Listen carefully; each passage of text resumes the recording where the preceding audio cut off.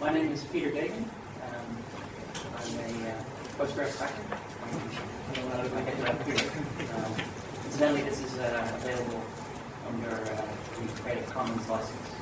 This talk and the slides. I don't suppose it's of much interest to anyone though. Okay, so. Pardon? Okay. So I work for Second Quadrant. We're one of the major Postgres support companies, and we're also a sponsor of this event.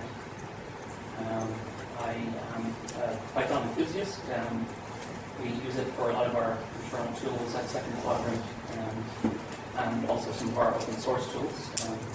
I can name one popular tool that we put out, PGTune, which is a utility for automatically configuring Postgres settings for performance. So I'm an all-round sort of Python fan as well as Postgres obviously. I'm from Dublin, Ireland. And okay, so the subject of the talk is PL-Python. First question: what is a PL? PL is a language for creating user-defined functions in the database that are called directly from SQL statements. And specifically in the context of a relational database, what is a function? Well, traditionally we're talking about a thin wrapper on a snippet of SQL. Here's a simple example here, where this function encapsulates a very simple SQL statement, select statement you can see there, and it quite simply adds two integers together and gets you the result. So these are often used to bundle together pieces of business logic in the database. This concept will be familiar to many of you, but perhaps not all of you. More advanced examples. So we have an aggregate, a select, count, star, and then we have sort of general functions that don't operate on. This one here doesn't operate on any particular table. It's adding a user to the database. And this query here is returning the names of all users in the users table in uppercase. So it's operating on every row of the users table. Okay. And perhaps most interestingly, we can define functions, at least within Postgres, that are completely external to the database, do not necessarily operate within its restricted execution environment, and that makes possible things like write files, interacting with the internet, and so forth. Essentially, arbitrary things that you can do with Python.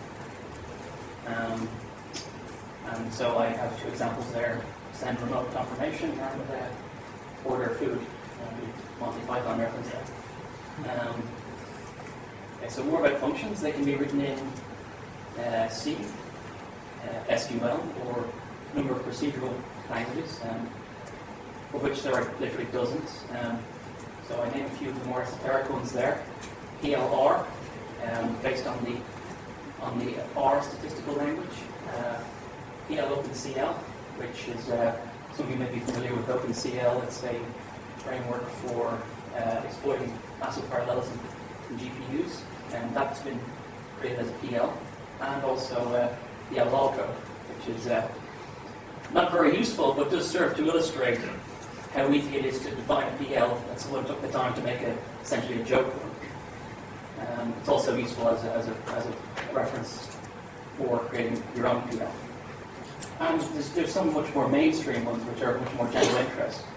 That would include PL-PGSQL, which is a general purpose PL, similar to Oracle's PL-SQL, and of course PL-Python. That's a bit of this talk. So, getting on to topical stuff, in last year's 9.0 release, PL-Perl was considerably advanced, and that was kind of the focus of that release. But in the upcoming 9.1 release, we're sort of doing Python this time. So there's been a number of notable enhancements there. So, overview of PL-Python. supports both major versions of Python, and it acts as a seamless wrapper between the database and Python. So this dictionary here, which is totally conceptual, illustrates that by showing a mapping between various SQL data types and their corresponding Python types. So, for example, null maps to none, the none type, and integer type int, and any array, which is a strongly typed array which contains some object types that maps to list within Python. Okay, so to illustrate how you might choose to use PL/Python, I'm going to show you a simple example. This is for a trigger. Many of you will be aware that a trigger is a function that is associated with a particular table that performs some action in response to the table having some action performed on it, such as being updated or deleted or inserted into. So in this example, we have a pretty typical piece of business logic where we're recording sales into a line item sold table, and we want to maintain a stock quantity in another table where that is represented. So it's a pretty self-explanatory table definition there.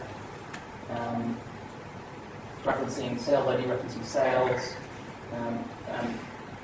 These are multiple line items that correspond to a single sales record. So moving on, here is the code that defines our trigger. So in essence, we're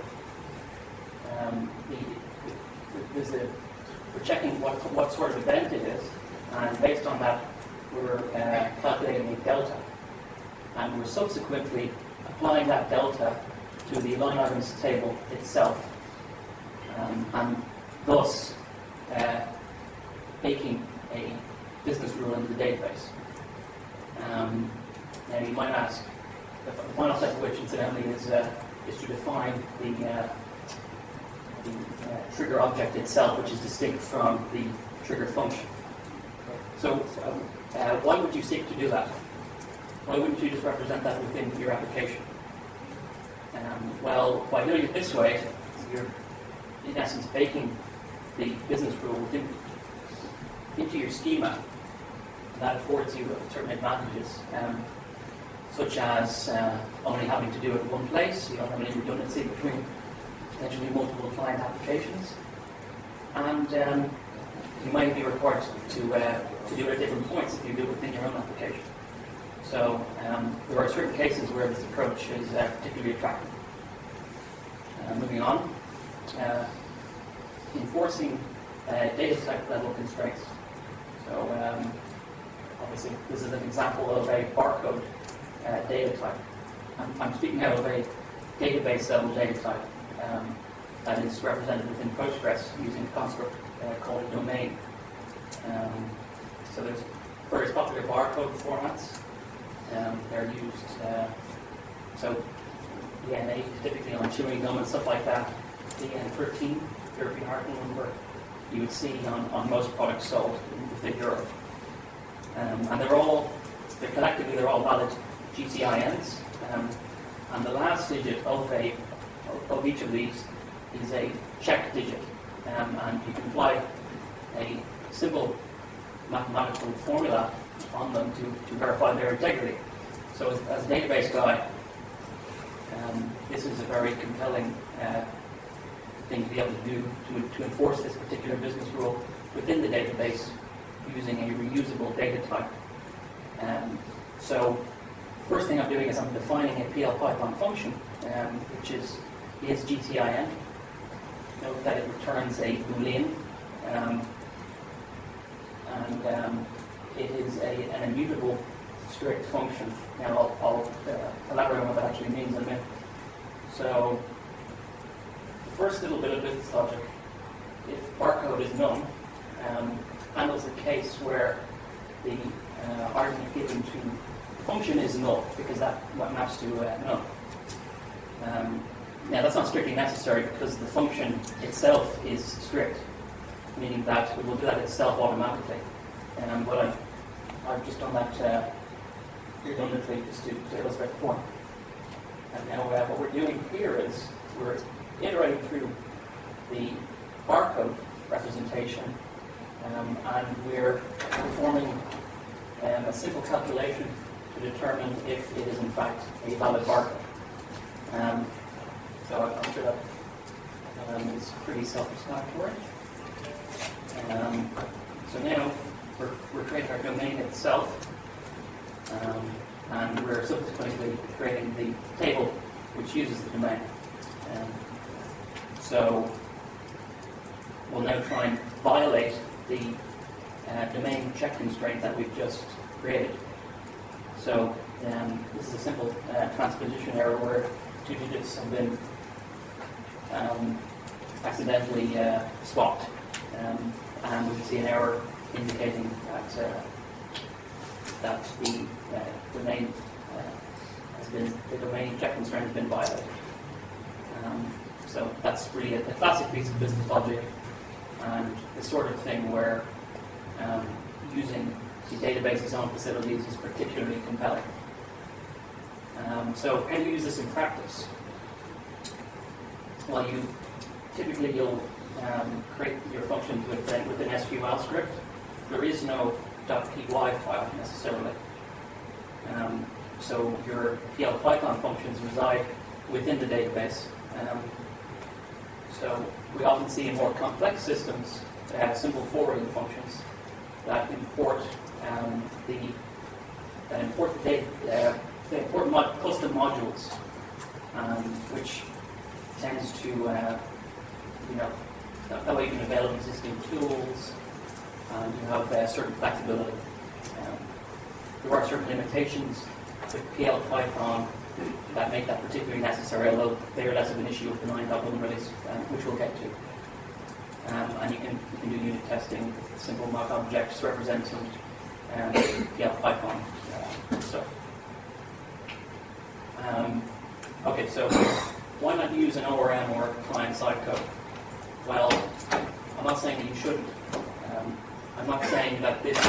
I don't presume to know that this approach is fundamentally better for your use case. But there are certain cases where it probably clearly is better. For example, when you want to enforce a low-level business rule, such as I've just described, in that case it can be particularly compelling to do it this way. ORMs, while they provide the user with a lot of convenience, they do have certain problems, particularly at scale, which this approach does not suffer from. If you want to treat them as a black box.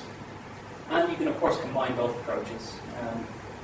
So you can perhaps do the lower-level business rule stuff in the database while doing other things within your client application in Python too. So this is something that's sort of stuck with me, that a prominent member of our own community instead.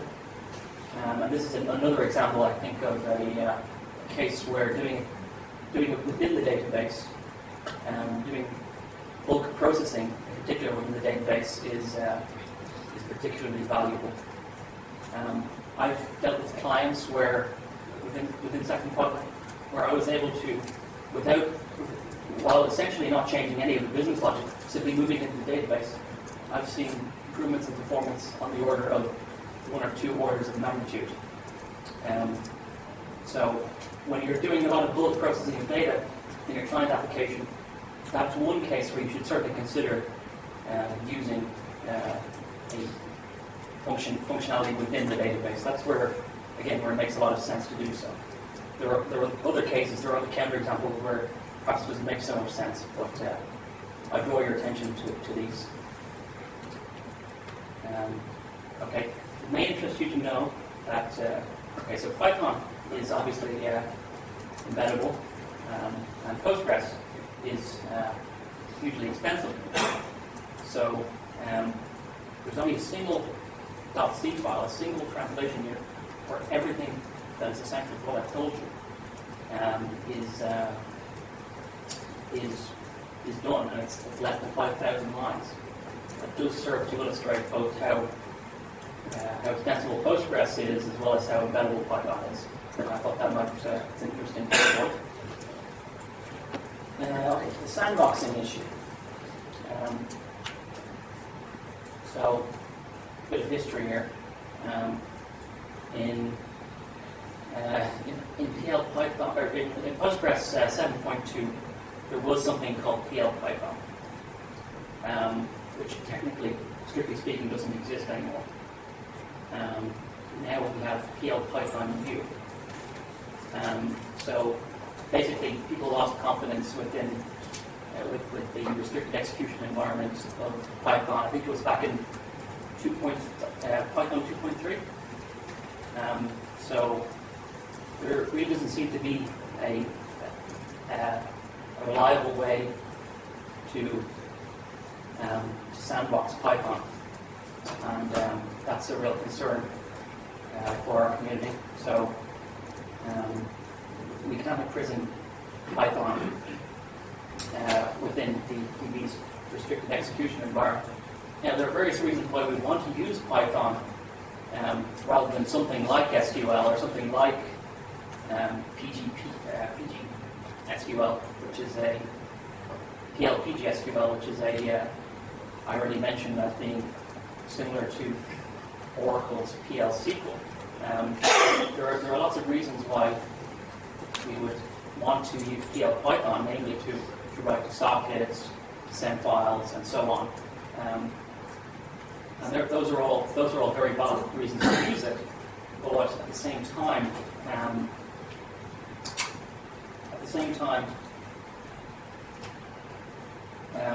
there are reasons why we want to sandbox it. And unfortunately, that doesn't seem to be possible with Python. So that's a problem I think I would like to see traction on. It's not something I've looked at in great detail myself, but I think we could probably do a lot better there. There is, however, a general trend towards PLs becoming untrusted. PL Perl in particular narrowly avoided using its trusted status in the learn.o release.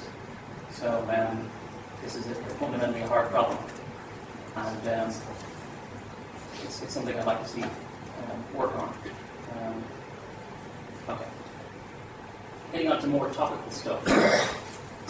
Features in 9.1. Table function support. So prior to 9.1, it was not possible to return a set of rows from a PL/Python function that represented, for example, a single query that you could for example, return a sophisticated select query within other PLs, but not PL/Python. That has changed. PL/Python now has that particular functionality. Syntax checking at function creation time, pretty self-explanatory.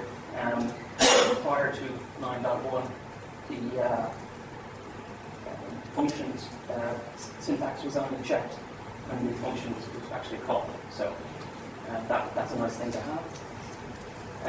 Traceback information.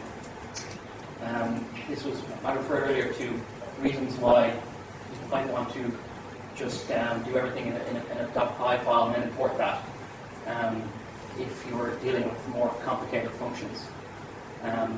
That is one of the main reasons for that. But yes, we now do have traceback information. It did used to be pretty tricky if you had someone with a big PL/Python function in the database to debug it. I'm sure you can imagine it's kind of like flying blind. But we're doing something about that now. In fact, we've done something about that. Incidentally, Postgres 9.1 is probably due out about September. So September, October looks like. We're in beta 2 now. So that's something that you'll have to look out for. Okay. And also we fixed exception handling with Python 3. Exception classes for Python 3 are now available.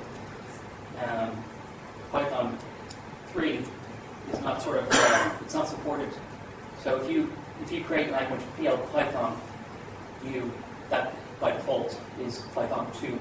So at the moment, our sort of standing is that Python 2 is the preferred language with which to use PL-Python, which you can use PL-Python. You can use Python 3 as well. At some point, when Python 3 becomes more mature, I dare say we'll switch to making that the default. But that's perhaps some way off. Okay. So this is probably a much more interesting feature. Explicit subtransactions. So some of you will already be aware that within the database, things are performed within transactions. They represent atomic operations, meaning everything within the transaction will either commit or nothing at all. So a classic way of illustrating where this is important is where you debit one account and credit another in order to move money from one account to the other, from one account to another. And this is illustrated here by a PL-Python function, make fund transfer. This function returns void, so it doesn't have any result that the person that's writing the query calling the function can directly view. It has various side effects on the underlying tables. So what this function does is it illustrates the explicit subtransactions feature, which will only be available in Python 9.1. So within a subtransaction, it does this transfer of funds, and based on whether or not that operation fails or is successful, it will update the operations table. So potentially, either of the two statements within the subtransaction may fail, and based on that, we'll report that in the operations table. Previously, it wouldn't have been possible to do so because you would have had to report the entire function because of the SQL error. So, incidentally, those two statements could fail for any number of reasons, such as, well, getting back to what I was saying earlier, you might have a check constraint at the table or domain level, which may have been violated by the statements, and so on. So, for example, if you had a feature where you had a check constraint on a table that enforced that you couldn't have a negative balance, that might fail in this case, and you would report that. Okay. Next up, yeah. Go back to this sub-transaction, is it doing implicit rollback? The question is whether this with PL/PY sub-transaction, does that context manager do an implicit rollback in case yes, error yes, occurs? yes, it does. And what about the success case? Does it do a commit? Yes, within Postgres, everything occurs within a transaction, and they are implicit. So, yes, is the answer to your question. So, a function call would be within implicitly within a transaction context. Because of Postgres's multi-version concurrency control architecture, transactions are much cheaper than on other relational databases that you may have used. So it's essentially a rollback is a constant time operation, which is useful. It has its drawbacks, but it's useful. Okay, so moving on. The database has an application server, which is perhaps a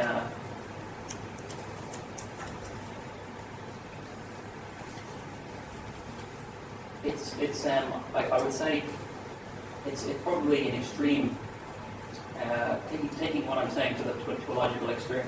Not necessarily something that should be pursued in every case, but I bring your attention to it as something that I have found to be effective in certain cases.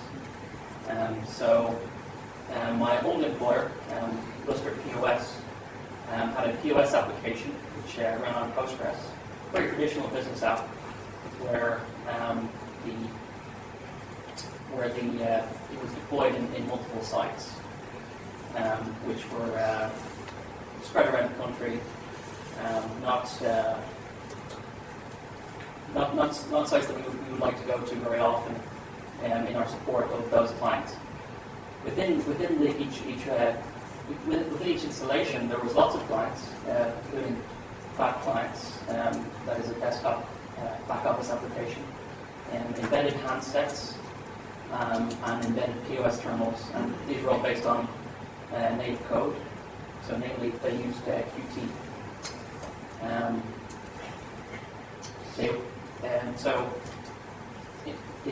For example, the handsets that were used for scanning products and doing stock takes and things of that nature, they ran Windows C6.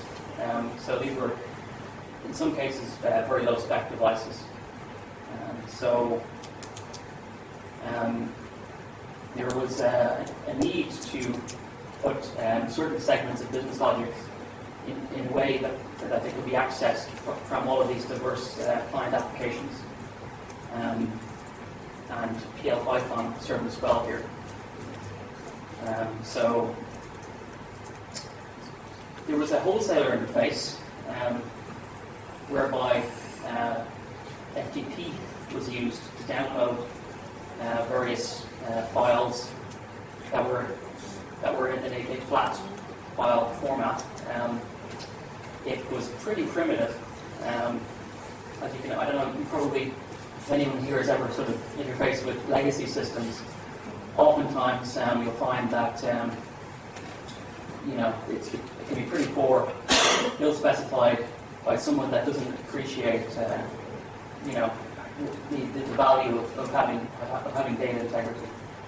So apparently, what was happening was this was a central billing wholesaler. So they would get these spreadsheets from all of their different suppliers, and they would aggregate that into their database, and they would send out these various flat files based on that. But the problem was they weren't enforcing they had no data integrity at all. So there was a pack size field that could be represented to be something like 500 milliliters for a bottle of a drink or something like that, or it could be something else for eggs or something. It could be 6 eggs.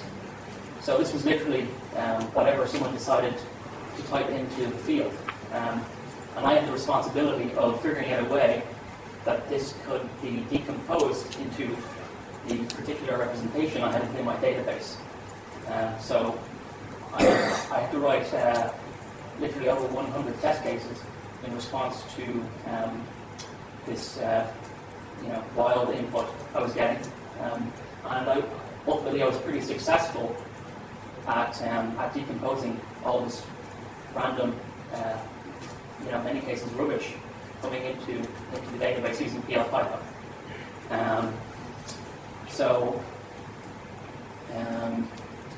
This functionality was called from every single client, both the back office and the tills even, and from this handset, and it was very useful to be able to do that. So we already had, we could have easily embedded Python in each of these client applications, of course, but that wasn't a particularly compelling option because we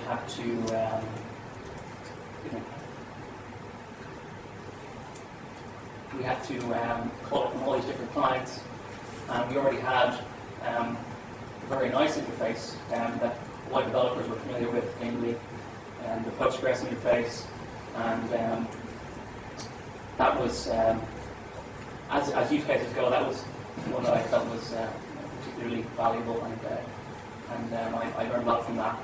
Okay. So I've gone through my slides perhaps a little too quickly. Does anyone have any questions? You, sir.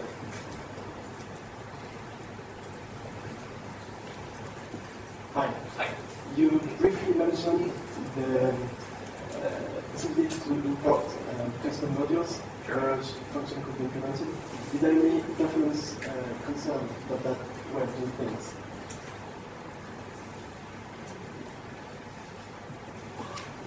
There could be. It would depend on what you were doing. It's no different from when you ordinarily import a module into a Python application. So it isn't evaluated each time it's run. It's evaluated the first time it's run. So it's no better or worse than doing it as usual. Does anyone have any other questions?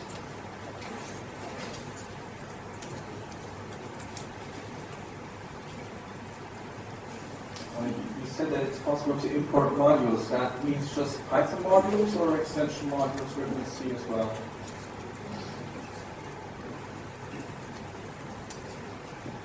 Well, it would depend on what you want to do. I was referring, of course, just to Python modules, but you might choose to import arbitrary code by, for example, writing your function in C, or defining it in any number of other languages that can be imported from other PLs. And specifically, for example, if you want to do some calculation there, then it would be useful to be able to import NumPy. Yes. So you can. There's no reason why you can't import any sort of Python module, whether it be implemented in Python or native code. There isn't a whole lot of difference between doing it, just running a regular Python script and calling that from PL-Python, as illustrated by the fact that the code for doing this is less than 5,000 lines of C. Tomorrow I will show an example using C's Oracle to connect to an Oracle database and mirror our Oracle table into Python using into PostgreSQL using PL-Python.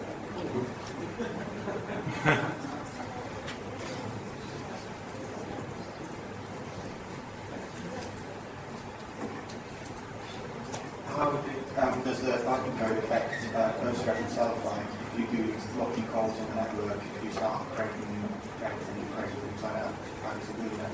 Well,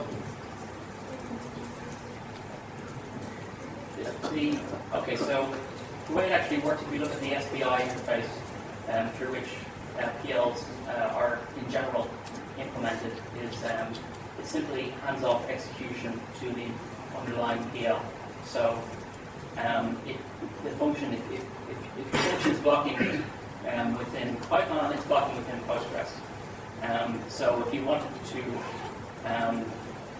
do something asynchronous, I suppose what you would typically do is you would open a new connection to the database specifically to run that without it blocking your application or whatever, if that was a particular concern.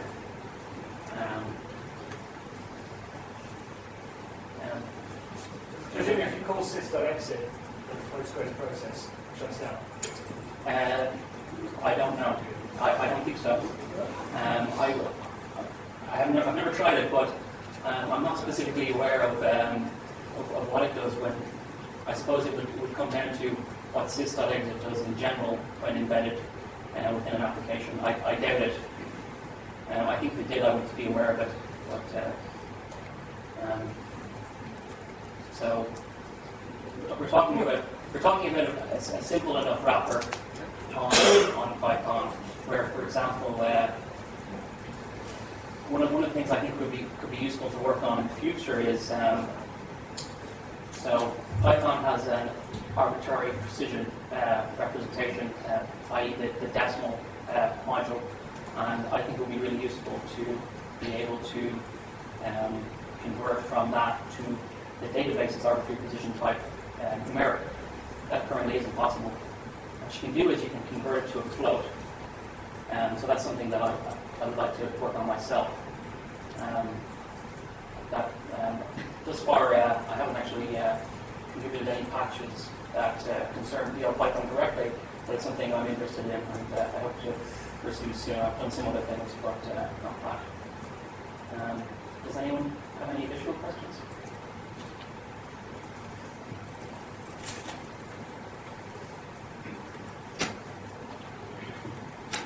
Within one of these functions, could you open a new connection to Postgres and make further queries?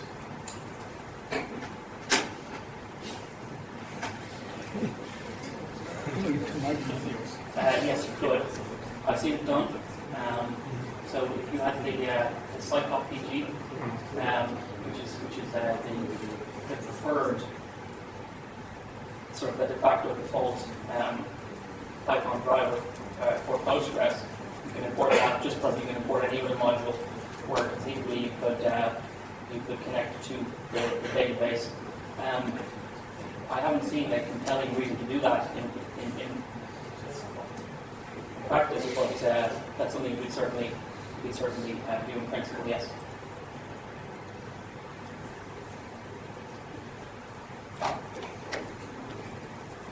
Well, I was wondering, there's the Python project, which is also producing a sandbox version of Python. Yeah, I'm aware of it. Well, any ongoing work there to make it available in Postgres? I tried. I already asked Armin if it would be an idea to have I already asked or talked this morning with Armin if there is a Python version which maybe is written in a language where there is possibility to have a sandbox. It would be nice to have a PL PyPy. But I think there's some motivation to be done. Another possibility, of course, would be Geoghegan.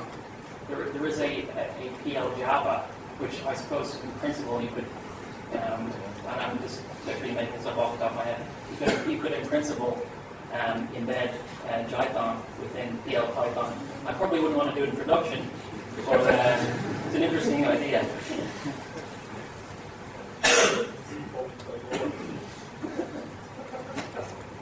So I wonder what the data type for doing molecules, which is stored as a string, I'd be able to search this string in a specialized chemical way and find out the index.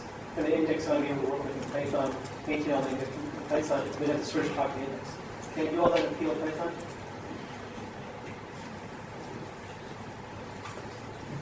Yeah, well, indexes in general are something that the planner may choose to use in response to a query, and that applies anywhere, just as much in PL Python. Now, you mentioned a molecule data type. Yes. That's particularly relevant to Postgres because we have various infrastructure through which we have something called GIST, which is a generalized search tree facility. People have used this for indexing all kinds of things. So it's possible for an expert in the domain of the application to define an index. And they don't have to be a database expert. They don't have to worry about currency issues, etc. So I think if you want to create a custom indexing scheme, you can do that by writing 7 or 8 functions in C. And examples of where this has already been used would be, so they're used heavily by a project called PostgreSQL, which is it's a geographical information system, which probably the biggest use case for that has been with the OpenStreetMap project. They switched to PostgreSQL. What was it, 2009? Yeah. So if you wanted to use any type of custom indexing scheme, so I mentioned GIST. There's also another one called GIN, which is a generalized inverted index, and that's used for things like if you had an array column in your database and you wanted to index individual elements of the array, you can do that very efficiently with GIN. Can the Python code up? Yes. You, sir.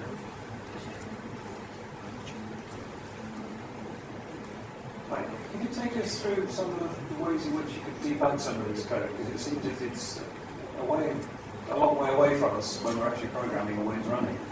How do you actually get in there and find out what it's doing?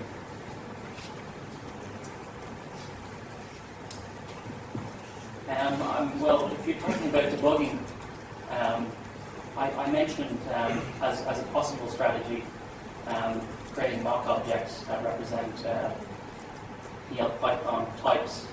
Now, if you're talking about executing, arbitrary SQL statements, that's something you're going to have to develop individually. Debugging it is pretty much talking about essentially print debugging at that level, or debugging the query separately. So it's not something that there's any built-in support for as such. Okay, so the print comes out of a standard string. Yes, well, there's a function called ELPy .notice, and that is that can be used to print not to standard out, but to the calling client. That would be so. For example, if you were using something like pgadmin, which is a graphical tool for accessing the database, that would print that out, and you'd see that there. Similarly, you could raise exceptions from within your code and have that automatically converted to an SQL level exception, which you could handle within your client application. Does that answer your question? Any more questions? Okay. Well, I've run a bit under, I'm afraid. How much time have we got left? Sing us a song. Actually, 20 minutes. 20 minutes. Okay. Okay. Well, I thank you for your time, and hopefully I'll see you more using PostgreSQL in the future.